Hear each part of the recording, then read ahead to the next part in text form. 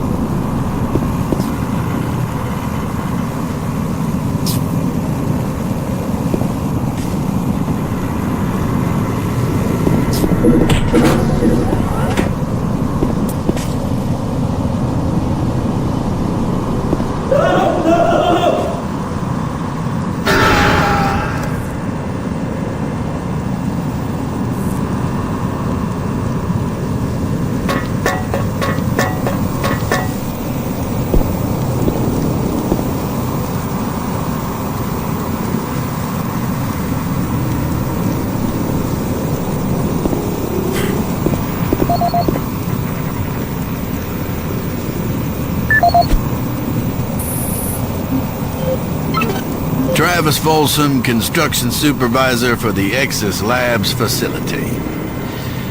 We recently reached substantial completion on the facility's engineering sector and began work on the environmental systems sector early. At this rate, we should be able to impress the big boys up in Central Authority and score our completion bonuses.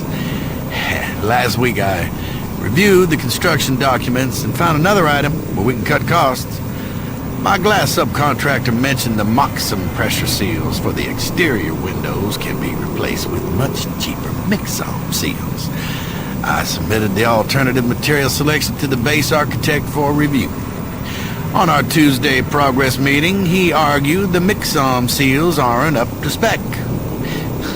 He complained that those seals are inferior and could cause air leaks or glass blowout. What the hell's he know? Pencil neck draftsman thinks he's designing a fancy hotel. Hey, guess what? I was building shit before he was born. Anyway, I managed to get the Mixom seals ordered. I bypassed the architect and talked directly to corporate. I showed them the savings, and that sealed the deal. We'll be installing the exterior windows in environmental in a week, and he will never know the difference. I'm so convinced the glass and seals will hold up that I'm gonna take a rocket launcher and test it on those windows if need be. That'll show the stupid architect. Folsom out!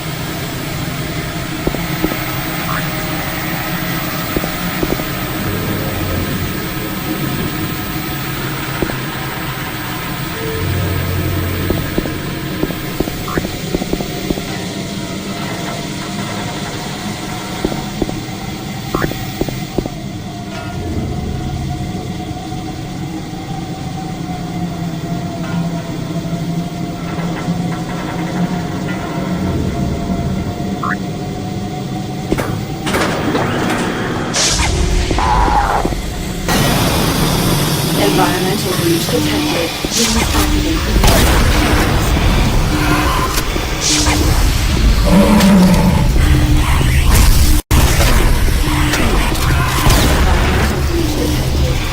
activate emergency shutters.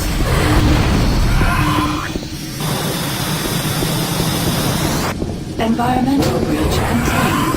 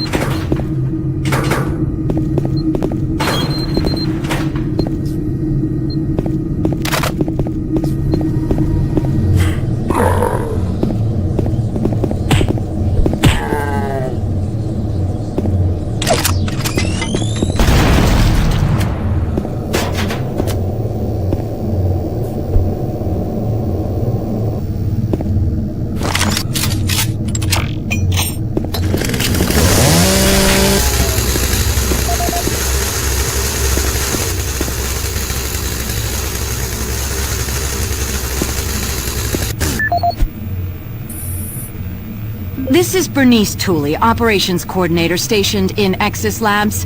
I would like to file my third formal complaint to Central Authority about the problems with the work environment here in Exis. It has become increasingly difficult to be productive while construction is going on throughout the facility. The construction workers are rude, lack common courtesies, and are overtly sexist. They use our office space as an unauthorized shortcut and track dirt and debris as a result. In addition to their mess, they insist on drilling and hammering during our core staff hours. Some of them have repeatedly made inappropriate comments that clearly fall under sexual harassment. When I approached the construction supervisor to remedy the situation, he told me in no uncertain terms to mind my own business. Actually, his exact words were, "Don't worry your pretty little head about it."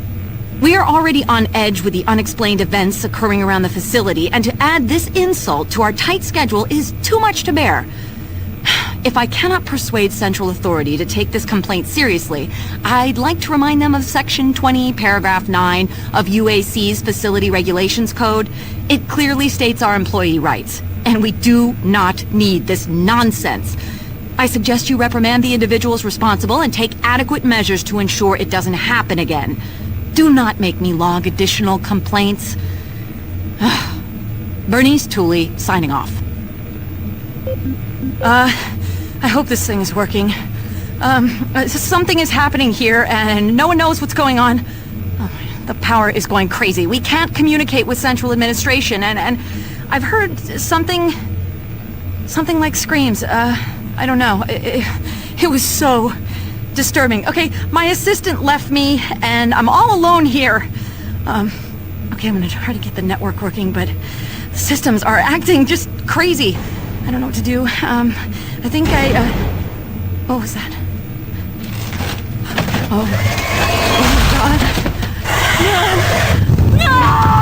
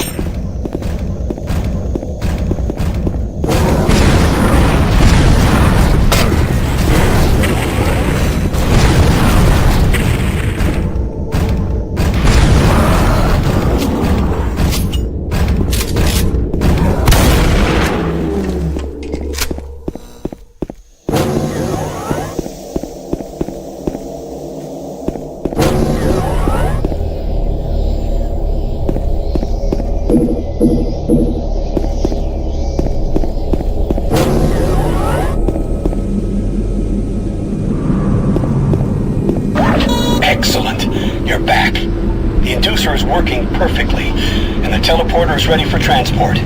Here's the situation. There's a teleporter outpost in the other dimension, and it's still operational. It's very powerful, and it has a range that could lead those demons all the way to Earth. I would disable it myself, but it requires 2 people to do it. One person at the outpost to initiate the teleporter, and another person here to transmit a power surge to destroy it. I know it's a lot to ask, but you'll need to go to the other dimension, find the remote outpost, and initiate the startup sequence. You're our only hope of defeating this evil. I've got the teleporter ready to go. All you need to do is go into the chamber and initiate the sequence. I'll handle the rest from here. But before you go, I want to give you my personal account of what happened here. It explains everything. The advanced teleporter, how the madness started, everything. It's over there on the console. Please take it. The world needs to know the truth. And good luck.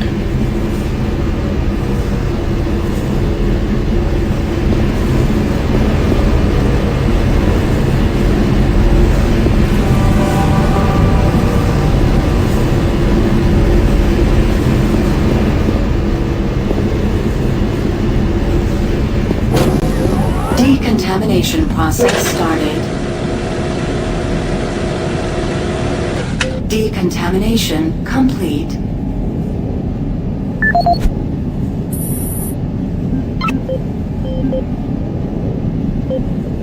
My name is Dr. Richard Meyers, and I'm a research specialist stationed in Exis Labs. I don't know who'll be hearing this, but I wanted to alert someone of the disaster at Mars City. What has been unleashed across this base is an unimaginable evil, and we only have a slight chance of stopping it. The research I participated in was the next step in teleportation. To give context to my research, back in 2115, UAC researchers discovered an ancient Martian civilization. At the Urbis dig site, they found a Martian teleportation device. It was non-functional, and all attempts to start it proved fruitless. It took many years, but the researchers managed to learn enough from the device and other wall carvings to reverse engineer it. The first prototype teleporter, codenamed Project Mercury, was built in Delta Labs and became operational in 2139. This teleporter was only capable of short-distance travel and limited quantities of matter transference. It could only teleport a single test subject, small animals and chimps usually, across a room. Once testing intensified and technical data increased, we were able to fabricate more powerful teleporters. In Delta Labs Sector 3, Project Gemini managed to increase teleportation across greater distances. In addition to the increased range, we found we could begin transporting human-sized subjects. It was during this stage we began to see the effects of opening up these portals to that strange dimension. Our scientific curiosity overruled the obvious warnings, and under Dr. Malcolm Betruger's direction, we continued experimenting. On Project Apollo, the engineers developed a room-sized teleporter in Delta Lab Sector 4. It was capable of teleporting a small-sized team to destinations on this new dimensional plane. The expedition teams began exploring and setting up small research outposts. We could only teleport small equipment with a Delta 4 teleporter, and this condition frustrated Dr. Betruger. Soon after the success of Project Apollo, plans were drawn and work executed on a new facility, Exis Labs. At Exis Labs, the goal was to create a large teleporter, similar in scale to the one at Urbis.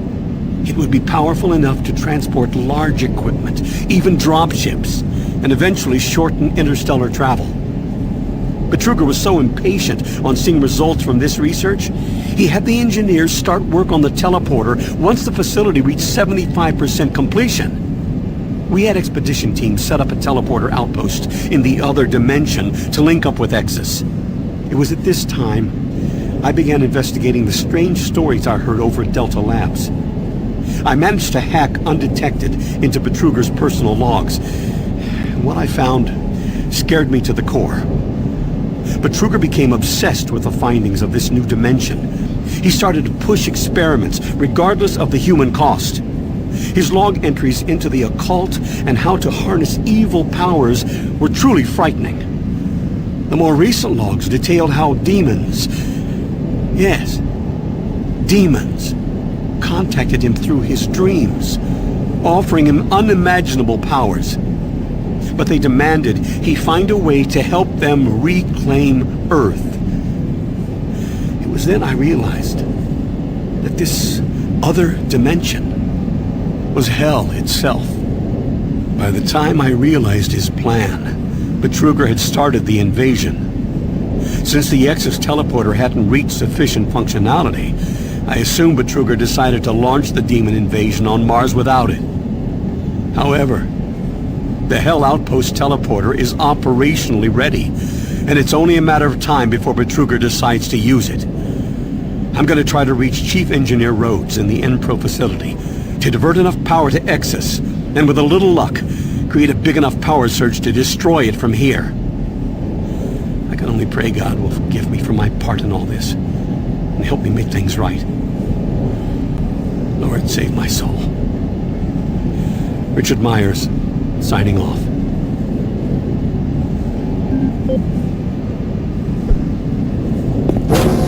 I have the teleporter sequence already configured. Just activate the main console. When you reach the outpost, I'll be able to communicate with you. Good luck.